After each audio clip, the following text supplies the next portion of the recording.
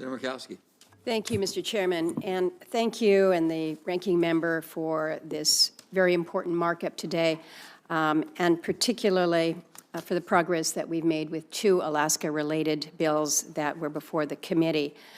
S. 2615 would amend ANCSA to sunset a requirement in the statute for village corporations to convey land into trust to the state of Alaska for municipal corporations. You know, what does that all mean? It basically is Alaska talk. It is an obligation that was set in law some 50 years ago that required village corporations to convey certain acreage, 1,280 acres set aside for local government to establish a new first-class or second-class citizens. And in so many of these very, very, very remote areas, you are never going to have a municipal incorporated area. And so what has happened is these lands have just kind of sat in limbo, if you will. They basically are being managed in trust in perpetuity by the state of Alaska. So it just kind of sits there. It deprives the village corporations, their shareholders, the village communities of the benefits of this land. So it's a requirement that was well-intentioned, and those villages, for where it made sense, they acted on it. We're now 50-plus years after ANCSA, and again, just having this kind of limbo status is something that was important to get cleared up. I want to thank my colleagues for your help with S. 1889. We refer to it as the Landless Bill. Mr. Chairman, I particularly want to thank you for allowing it to be on the markup today, and really the time that you and your staff have spent not only talking with me, but talking to the representatives from these 5 impacted communities.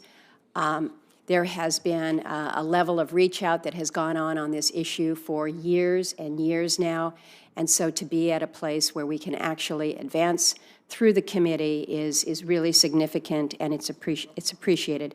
But Mr. Chairman, you have my commitment that we will continue to work with you and your team to ensure that we can get this bill to a place where we've got your blessing as it moves to the floor. And I look forward to working with Senator Cantwell as well, and my colleague from New Mexico as well. It is appreciated that people have taken the time to really not only to meet with the landless representatives, but to listen to their stories, listen to the history, and this very, very special place that they call home. We're talking about 5 communities, the landless communities of Haines, Ketchikan, Petersburg, Tenakee, and Wrangell. Extraordinary part of the world. Many of you have had an opportunity to visit, others just long to. But in addition to a great beauty, there is an extraordinary, rich indigenous history that is attached to this land.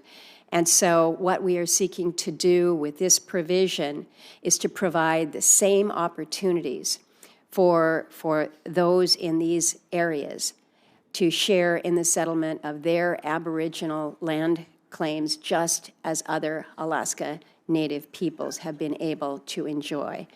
So the challenge that we faced is it's in the Tongass. It's in the Tongass, and it's a corner of the world where the Native people, the Tlingit, the Haida, the Tsimshian have inhabited. They've cared for this land since time immemorial. But every acre of the Tongass is special to someone.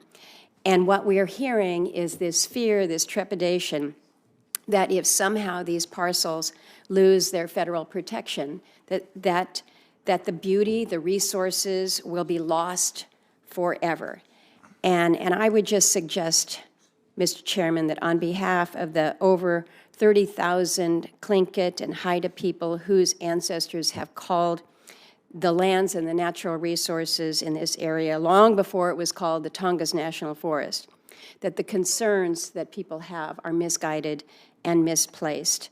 There's an individual, apparently within the conservation community that has a fair amount of sway and ability to talk to others. And I understand that this individual has been in the Tongass, has spent time in the Tongass, and as he has shared, had a cultural moment when a big part of the old growth.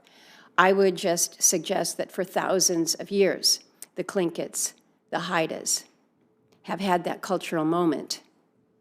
That is their life, that is who they are, that is their identity. So I would like to conclude by asking, Mr. Chairman, unanimous consent to insert 2 letters of support, one from the Wilderness Society and one from the Nature Conservancy, and I want to thank both of them. I'm going to read just snippets from each of these very briefly, because I think they're really remarkable in what they say. These have been our opponents throughout this debate for years. And the Wilderness Society says, in a pretty historic statement, "We apologize to our Native partners for the hurt our past opposition to this bill has caused. We continue to do the necessary work of centering our Native partners and reflecting on how we can better support them. And we trust in the communities of Haines, Ketchikan, Petersburg, Tenakee Springs, and Wrangell to continue to steward this land as they have since time immemorial through their newly formed corporations." And then, in a letter that we received from the Nature Conservancy just yesterday, the final concluding paragraph provides this: "In assessing this legislation, we hope the voices that are most important to this committee are not those of conservation groups, but rather those of the sovereign nations in Southeast Alaska for whom this has been a generation-long injustice." And so the recognition that I think these people have received from 2 very significant conservation groups, a letter of support, but also an apology for previous injustice, is something that I personally appreciate a great deal. But it shows to me that we are again, giving credit and appreciation to those who were the original stewards of this extraordinary land. I look forward to working with you, Mr. Chairman, as we work to advance. Thank you. Thank you. Senator Murkowski, your passion.